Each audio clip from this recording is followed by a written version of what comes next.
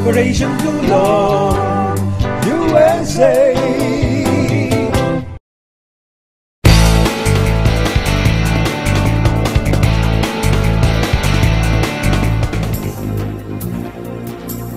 Maraming salamat mga ka-Pilipino at mga ka-OFW. Another presentation na espesyal ang ating isasagawa ngayong araw na ito sapagkat marami ang ating pupuntahan.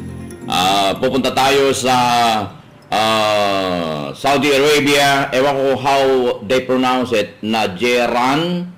Ito ay nasa malapit sa boundary ng Yemen. Najran, Saudi Arabia, or malalaman natin mamaya kung anong pronunciation niyan sapagkat hindi ko kabisado ang pronunciation ng mga lugar dyan sa Saudi Arabia. No? Pagkatapos ay lilipat tayo sa Kuwait and then babalik tayo sa Riyadh, Saudi Arabia. Kaya marami tayong papasyalan ngayon mga ka-Pilipino, kaya standby lamang kayo at nais kong ibalita sa inyo na yung sinasabi ko na kahapon ay 63 countries sa Utusan.tv nakatutok at sumusubaybay. Pinuntahan ko ang YouTube, mga ka-Pilipino, sapagkat doon natin nire-replay ang ating mga show, episode.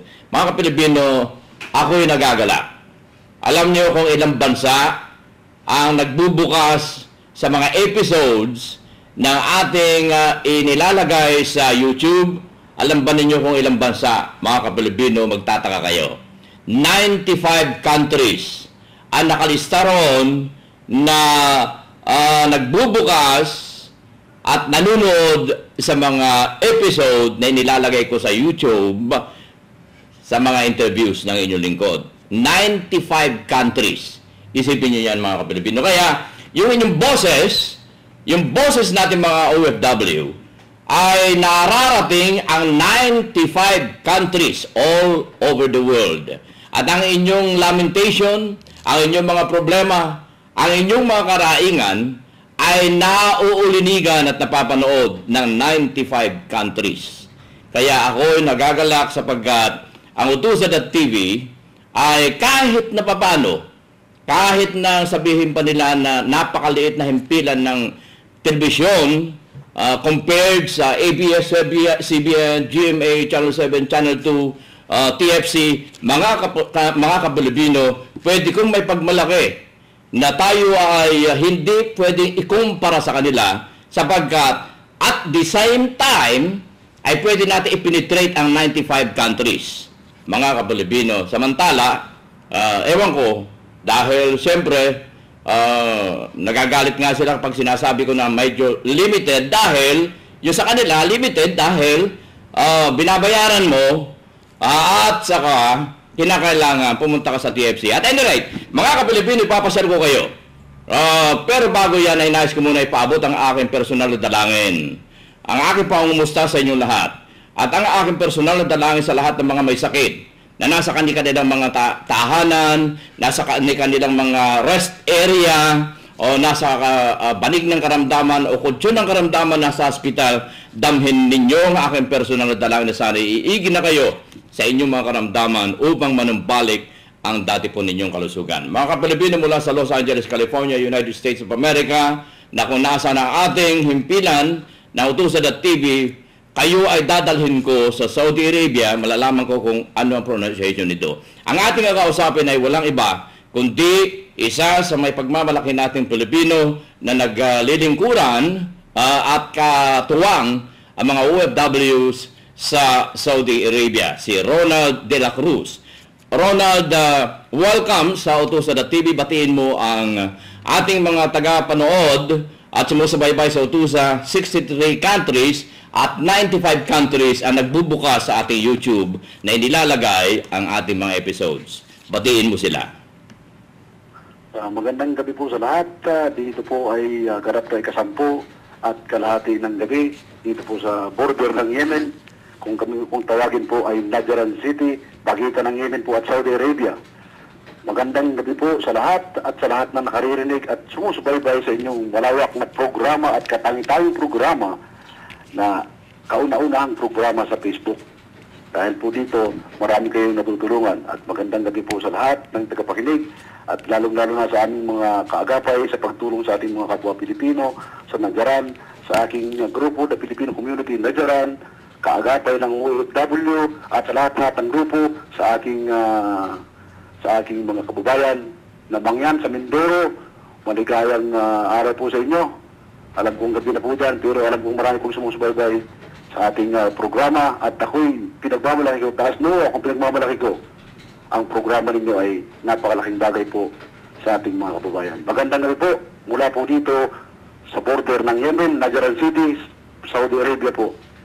Nadyaran pala ang pronunciation niyan. Ayun. Nadyaran po. Oh, medyo natumbok ko rin ng kaunti. So, you are from Mindoro, ano? Yes, sir. Okay. Mindoro po. Maraming mga Ilocano ron. Anong salita mo? Ang salita po din, Tagalog din po, Tagalog. Tagalog talaga. Oh. Ilang taon ka na riyan sa Saudi Arabia, Nadyaran? Ako po ay dito, halos sumigit kumulang na pong 16 na taon na po. Matagal na. Oh, Yes, isa ka sa mga nauna riyan na ang sabi nila ay pawis ng Saudi. Malalaman ang iyong punto sapagkat isa sa mga nakasama ko announcer sa Malacanang ay taga Mindoro. Kaya yung accent mo ay sanay na sanay ang inyong lingkod. Ewan ko kung kakilala mo ang mga apelyedong Saher. Saher po. Oo. O yan ay isa sa nakasama ko sa Malacanang. Sa loob ng how many years. Pero na-assign siya sa Chicago. At nung ma-assign sa Chicago, ito'y chismisan na, hindi na umuwi ng Pilipinas dahil nagustuhan na niya ang Amerika.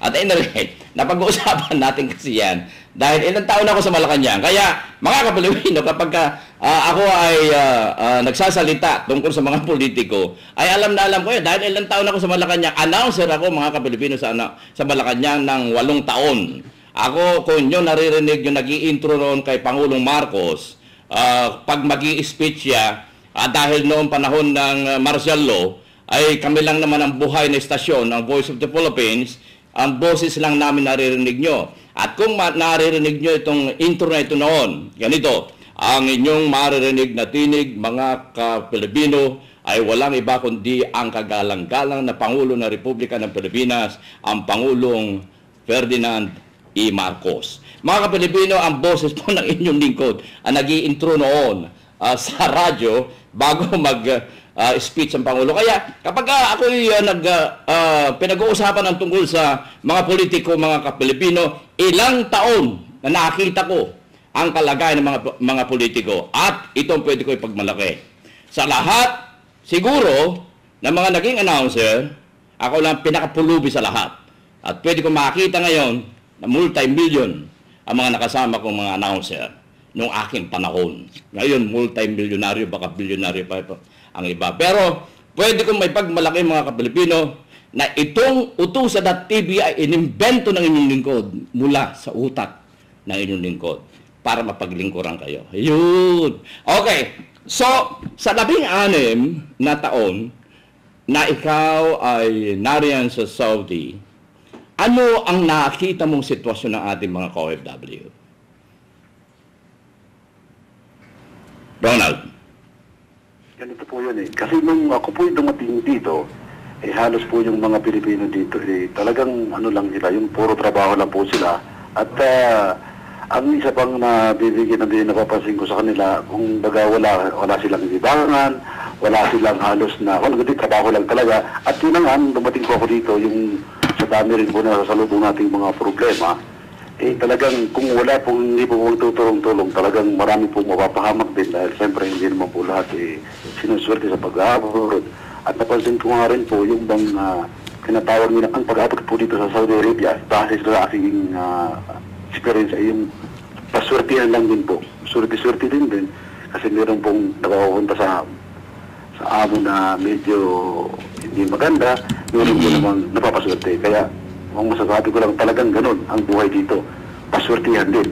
Patsagaan din, kailangan din ng mahabang pasensya, kailangan din ng tsaga, kailangan talagang dapat ang higit sa lahat talagang kung trabaho lang talaga. Maliban lang dun wala na. Kasi kung malamang na makapagbigay ka ng hindi maganda sa kapwa mo dito, nakaproblema ang susungan nyo. At halos karamihan ng mga Pilipino dito, ganun talaga. Pero pinaglalabanan ko naman nila kahit daw paano, basta mapagtrabaho nila kahit na mahirap, talagang ang buhay sa atin napakahirap. Kaya kahit anong hirap nila dito, tinitis nila para lang sa ating sa kanilang mga pamilya. Lahat yun ganito po nangyayari dito.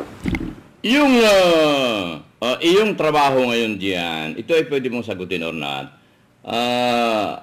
Nasa anong field, nasa anong linya ang iyong uri ng hanap buhay diyan sa Najran, Saudi Arabia?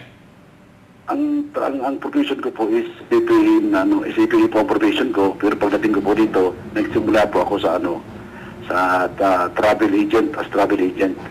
Hanggang tumaas ng tupaos po yung karaman natin at nabigyan tayo ng promotion, travel agent, hanggang at present po, naging travel consultant ako, airline consultant po.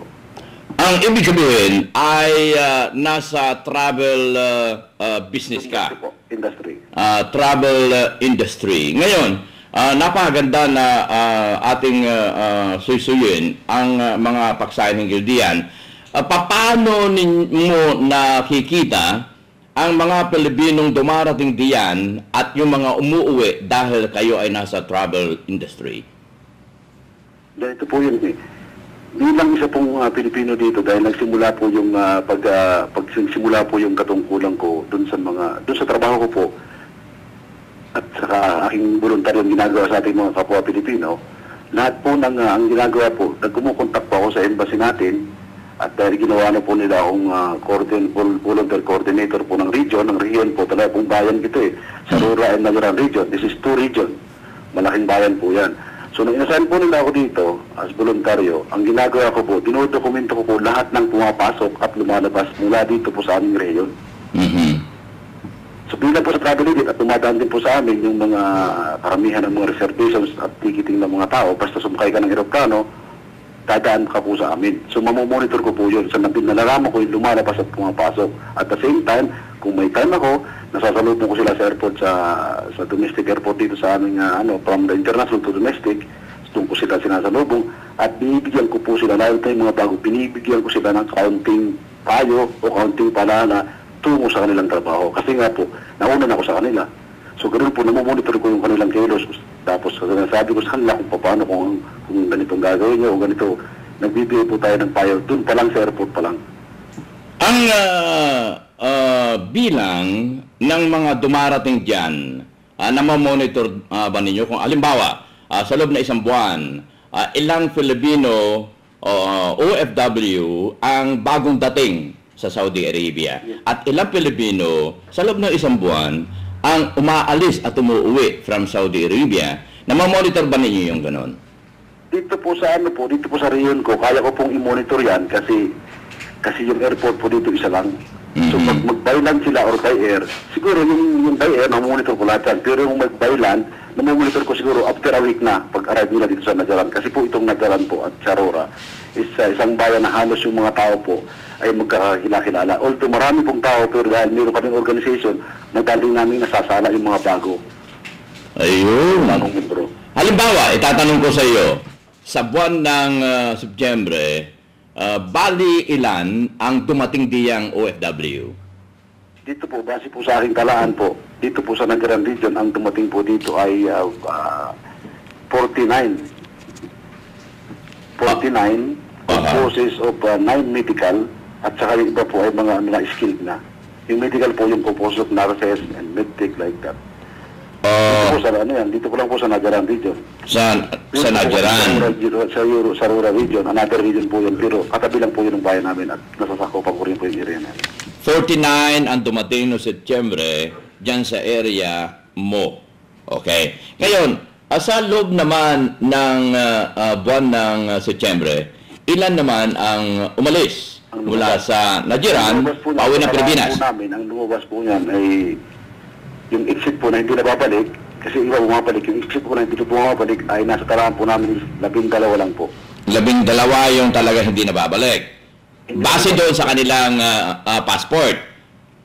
Yes, sir. Kasi marami pong mga bumabalik kasi yung mga ministry po, meron silang kontrata na recontract. So meron silang exit and re-entry. Pwede silang bumalik within 45 days after the vacation. Pwede silang bumalik. Pero ito po sinasabi ko sa inyo, 12, it is even deported or even this is a final exit. Yung bang ayaw na nila, hindi na sila babalik. Ayun, parang kung yung final trip na nila. Final na, sir. Final na. Mga kapilipin, napakaganda. Sawa na sila. Oh, napakaganda itong ating natumbok na kakausapin. Ito si Ronald de la Cruz dahil isipin ninyo, naalaman natin na mayroon palang Pilipino na OFW dumating sa Nadjiran. Nadjiran lang to wala sa Riyadh, wala sa Al-Khobar or mayroon din ba airport sa Al-Khobar? Meron po. Meron. Damam International Airport po. Oh, okay. So, dito lang sa Nadjiran, ay 49 na dumating last month, November. Yes, sir. September. Itong sa October, hindi pa nakuha dahil sa hindi pa natatapos Hindi pa po natatapos yan. Pero monitoring po kami din. Meron na po akong listahan niya na yung kalahati po ay may dumating pong siyam. Oh, siyam na dumating. Yes, composed of my medical at skilled. No po, all skilled po. Yan po yung mga karpintero at saka po yung aluminum fabricator po. May mga kasi yung mga iba skilled nga kapag dadalhin na doon sa kanilang pagtatrabaho. Nangyayari, domestic helper. May nababalitaan ka bang ganon? Ayun pong domestic helper ngayon pong buwan po ng September at saka October dahil kabubukas lang po niyan, napaka-higpit po sa atin. So wala pa po kami namumonitor ng dumarating sa region ko kasi napaka-strict po ngayon pagpasok po dito sa Saudi Arabia dahil kabubukas lang po ng visa uli sa bagong rules ng Saudi Arabia between the Philippines yung pag-hire ng mga domestic helper. Kasi po tinigil yan nung last month o 3 months na yata yung nakakaraan. So kabubukas lang po niya noong October 1. So as of now po wala po pumapasok ng DH dito na bago sa aming region po. Ayun. So, Wala pa po nakakapasok. kaya magiging malimit siguro ang aking pakipag-coordinate sa iyo, Ronald. Sorry. Dahil gusto kong malaman at may balita sa ating mga tagapakinig, tagapanood. Kung ilan ang mga dumarating diyan at na monitor din natin, nalalaman mo rin ba yung mga pangalan nila? Yes, sir. Nalalaman ko ito. Tsaka yung company po nila, nilinita ko rin po yung mga company, kung anong company nila. Or kasi nga po, kaya minomonitor ko yung ganyan. Dahil bilang isa pong coordinator ng embassy, Philippine coordinator, consulate coordinator dito po, pag may problema po, itinawag nila sa embassy. So madali ko po kung matrace kung sino yun, kung saan yung employer na pwede nating lapitan at kung ano yung magagawa natin doon sa isa nating kababayan. So napakabilis po ng sistema, mabilis. Kaya nga, ito pong ipapalam ko sa inyo for the information ng ating mga kababayan sa Saudi Arabia at sa kalapit na bansa po dito na malapit. Ito pong lugar namin, Nadjiran in sa rural region, ipinagmamalaki from this time po. Sa mga araw na ito at sa mga oras na ito, wala pong Pilipinong nakakulong sa kulungan. Oh. Wala pong nakakulong, wala pong nasa deportation po. Marinis po kayo dahil nga po, ang ginagawa po namin, pag mayroong mga ganyang mga kaso, tinatapos na po ng grupo namin sa kanyang paglingkod, para lang po yung mga Pilipino hindi naman masadlak sa kulungan kasi po napakahigpit ang kulungan dito. Kaya nga po medyo masaya po akong ibinabalita sa inyo dahil ang Nadjiran po ngayon ay walang Pilipinong nakakulong. Wow! Wow! Congratulations! Siguro dahil doon sa connection ninyo, dahil sabi mo, binigyan ka na ng authority ng konsulado para magkipag-coordinate. Paano makakuha ng ganyang papeles sa ating konsulado? Bilang dati po kasi, ito naikwento ko lang po sa inyo. Nangyari po yan kasi nang hindi inaasahan. Dahil nung ako po bago pa dito, dumating ako nung taong 1995 po. Siguro 2 taon pa lang po ako dito. Mayroong kaibigan po ako na nasagasaan, na taga Batangas. Tapos ngayon po, hindi nila alam kung paano, kasi nga itong Nadjiran hindi pa napupuntahan ng konsulado at ng mga opisyalit ng embahada. Kumbaga, napakalayo po kasi, napakalayo. It is 1,500 kilometers from Jeddah sa consulate and 1,600 from Riyadh. So, ang layo po nito ay napakalayo. Kumbaga po, kung nasa Manila kayo, ito po ay nasa Patikul, Sulu. Wow. Napakalayo po. Yun nga po makwento ko sa inyo, kaya po nangyari ang ganito, nabigyan nila ako ng embahada ng ganong papeles. Kasi nga po, yung tinulungan ko yung kaibigan namin na namatay. So ako, hinanap ko talaga kung paano ko makakontak at mapapauwi pang kayo ng aking kaibigan. So mula po ng araw na yon, ako na kinukontak na diretso. Hanggang sa nga po yung naikwento ko nga sa inyo na yung pagkakakulong ko, nakadagdag na rin po para mabigyan nila ako ng papeles.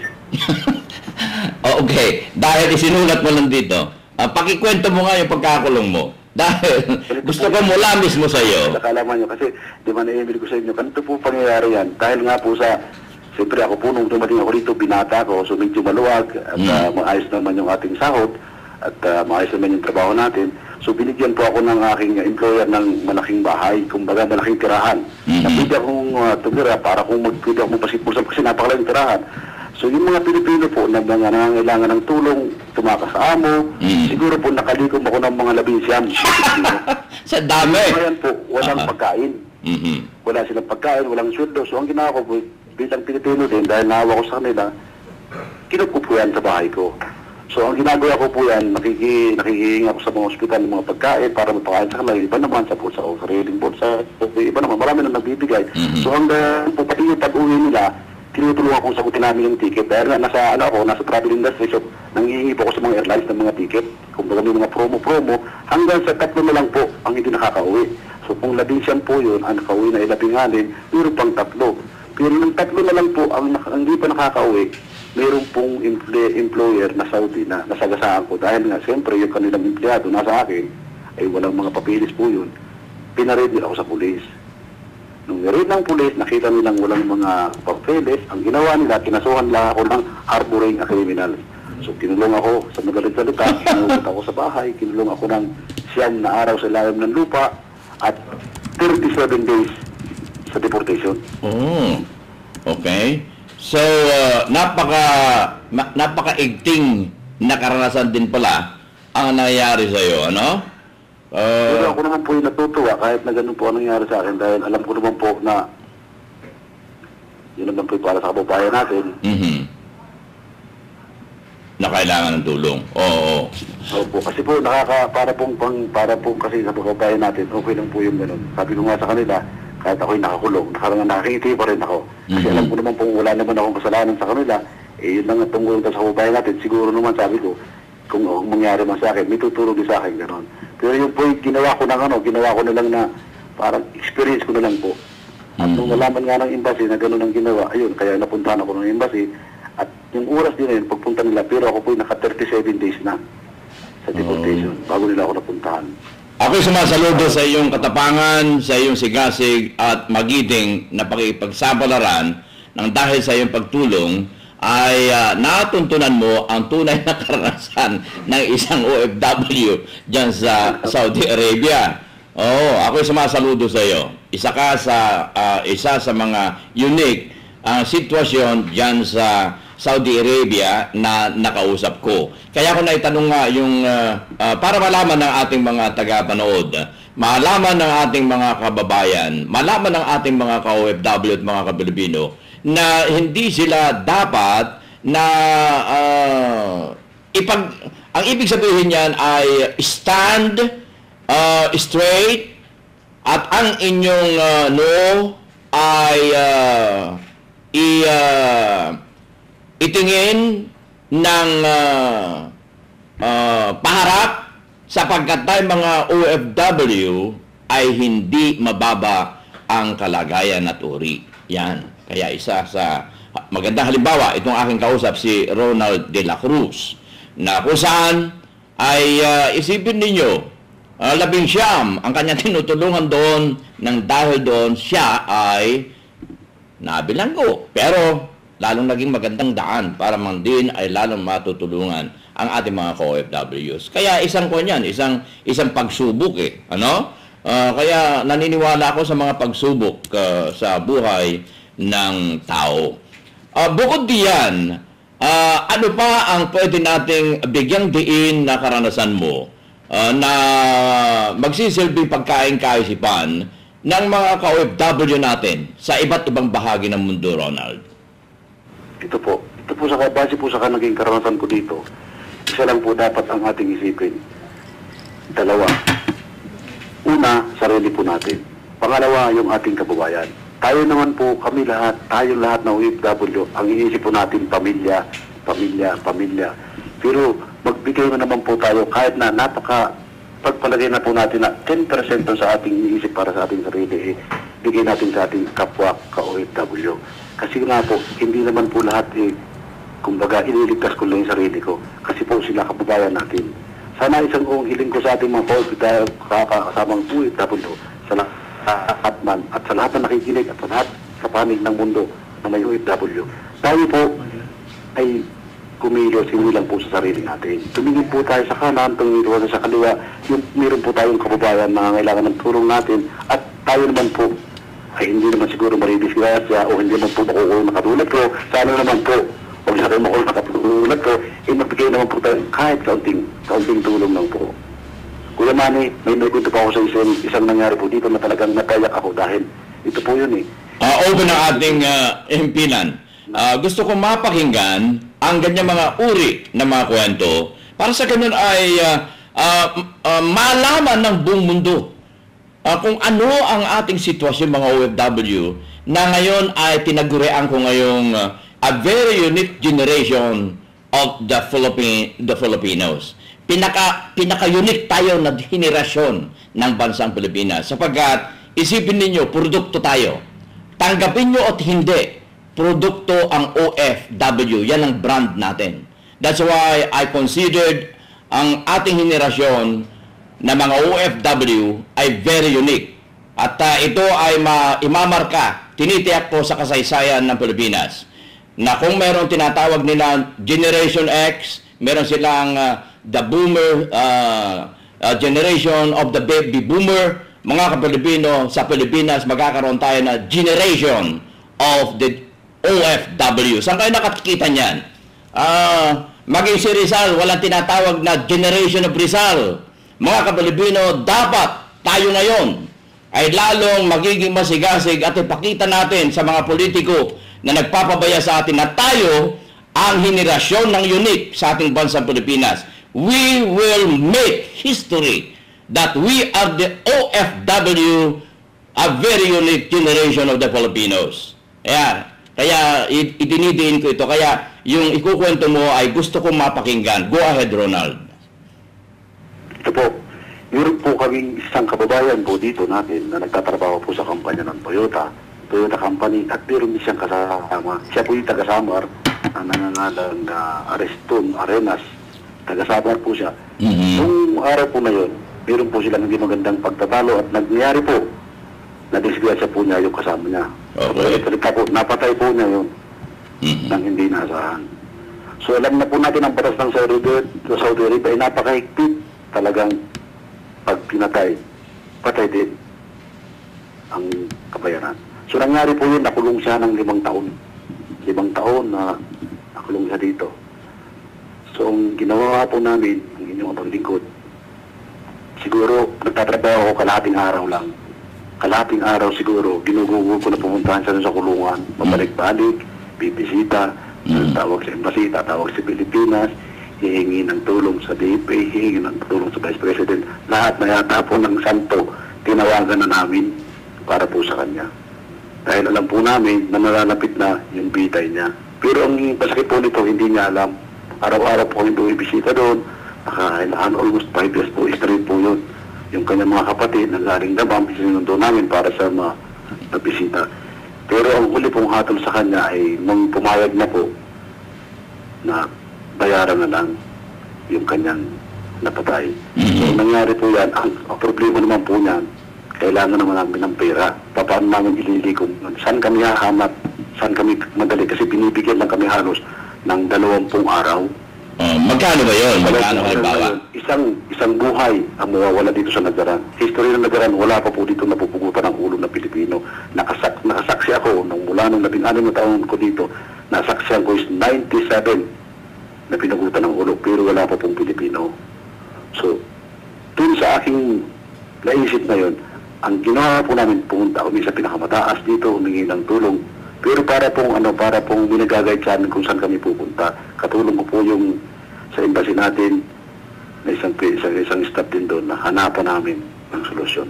So awa po ng Diyos, may natitirang 10 araw na lang. Meron pong isang Arabo nang nagbigay sa amin na tinuro kami. Kung baga sa atin po, yun ay DSWD. Hindi ko lang alam masabi sa Arabi kung ano yun dito.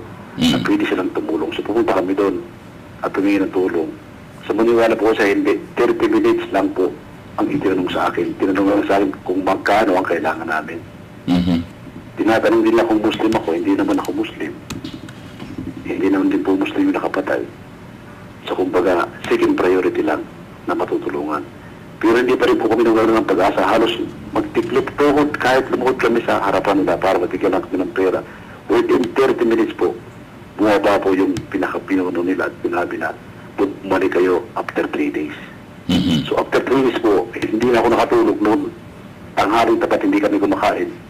Kasama ko yung interpreter ng embassy. Pumunta kami at binigay sa amin yung cheque, kambayad po sa court. Wow. Halos po kayak lahat yung grupo namin kasi siyempre dahil alam namin na buhay ang kapalit nun buhay ang kapalit. Dahil kung hindi mangyayari yon, kami mismo makakasaksi kung paano papatayin yung ating kababayan. So at that time, halos hindi kami lahat kumakain.